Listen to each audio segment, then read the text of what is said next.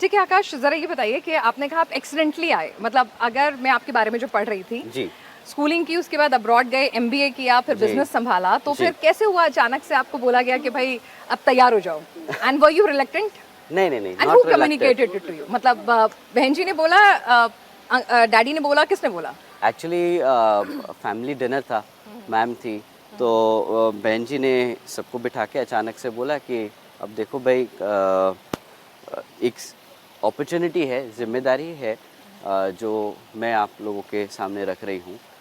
और इसमें मैं अकेला नहीं था, ये मदर फादर और ब्रदर सिस्टर सब ने मिल के ये डिसीजन लिया कि किसको आगे इसमें इस अपॉर्चुनिटी के लिए, इस जिम्मेदारी के लिए आगे किया जाए। तो what was your first thought? मतलब भाई जाहिर सी बात है आप इसके जी लिए रेडी नहीं होंगे कि ठीक है मैं तो अपना पढ़ के आया हूँ, एमबीए करके आया हूँ, आई एम जी लिविंग अ डिफरेंट लाइफ जी एंड ऑल टुगेदर पॉलिटिक्स, तो what was your reaction? I think it was an opportunity, मेरे को बहुत अच्छी अपॉर्चुनिटी मिली है।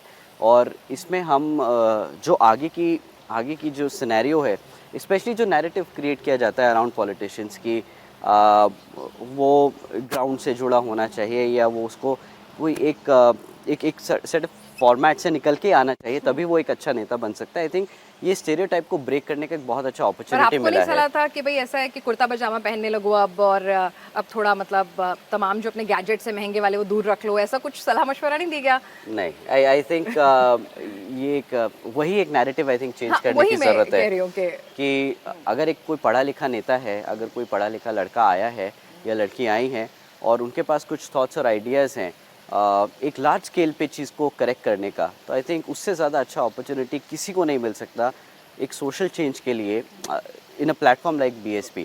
तो आपको और ऐसा नहीं कहा गया कि भाई ठीक है अब आप नेता बन गए हैं, तो या आपको स्टड में देख रही हो तो कि ठीक है ये कर दो, ज़रा गाड़ियाँ अपनी संभल के चूज़ करो, घड़ियाँ अपनी संभल के चूज़ करो, अपने कपड़े जो हैं बहुत, क्योंकि पॉलिटिशियंस को आम तौर पे सवाल किए जाते हैं ना, इतना महंगा शर्ट पहना है, इतनी महंगी टी शर्ट पहनी है, तो ऐसा कुछ टिप्स मिले थे?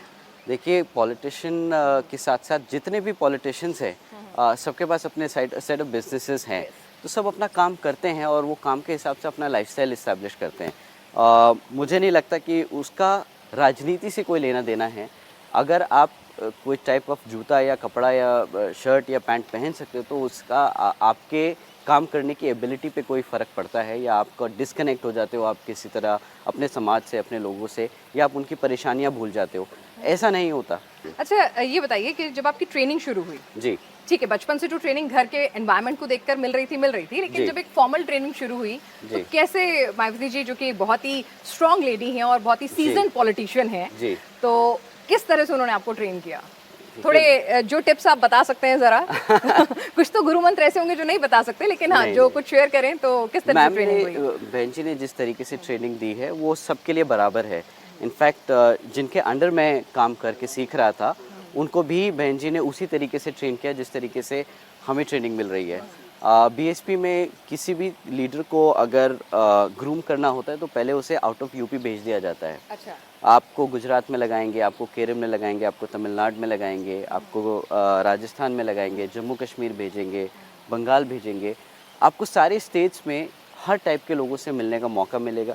आपको हर टाइप की चैलेंजेस समझने को, हर रीजन इंडिया का बहुत अलग है। भारत का हर रीजन में एक नया चैलेंज है अपनी कम्युनिटी से रिलेटेड। तो आप एक पूरा होलसम व्यू लेके आते हो जब आप यूपी में एंटर करते हो। तो वो लास्ट के 4-5 साल जो हमने आउट ऑफ यूपी बिताए हैं, आई थिंक वही एक सबसे बड़ा ट्रेनिंग था। और उसमें मैम ने सिंपल एक इंस्ट्रक्शन दिया था कि आप अपने आँख और कान खुले रखिए और सुनते रहिए, समझिए। अभी आप बयानबाजी मत कीजिए, आप ज़्यादा किसी को एजुकेट मत कीजिए। आप पहले समझिए कि सिस्टम चलता कैसे है, चलता आया कैसे है, क्या लेगेसी चैलेंजेस है इसमें, और कहाँ करेक्शन के ओपन पॉइंट्स हैं। तो हम जब भी मैम से बहन जी के साथ बैठने का मौका मिलता है, तो हम वो चैलेंजेस डिस्कस करते हैं। अच्छा, मुझे एक बात बताइए, बहुत जी सारे लोग मायावती जी के बारे में बहुत ज़्यादा नहीं जानते हैं क्योंकि वो जी एक डिस्टेंस बना के रखती हैं। She come across like very strong strict administrator. तो शी इज़। घर पर बुआ जी भी वैसी हैं वो? बहन जी हमेशा से घर में एक ऐसा परिवार, हम उन्हें बुआ माँ बोलते हैं। बचपन से हम उन्हें एक माँ के रूप में देखते आए हैं। उन्होंने हमें हमेशा हर बच्चे को, हमारे इमीडिएट फैमिली नहीं बट जब भी जिनसे भी मिलते हैं, एक माँ का जो एक माँ की ममता होती है ना, वो उनके तरीके में, तौर में दिखती है। जैसे हमारे अभी स्टेट प्रेसिडेंट हैं, उनके यहाँ बेटी हुई थी छोटी एक, शी वाज जस्ट बॉर्न, तो वो उन्हें मिलाने लेके आए थे। उनका नाम उन्होंने आई थिंक बहन जी के नाम पे ही रखा है। तो उनके साथ वो आधा पौना घंटा बैठ के बच्चे के साथ खेले।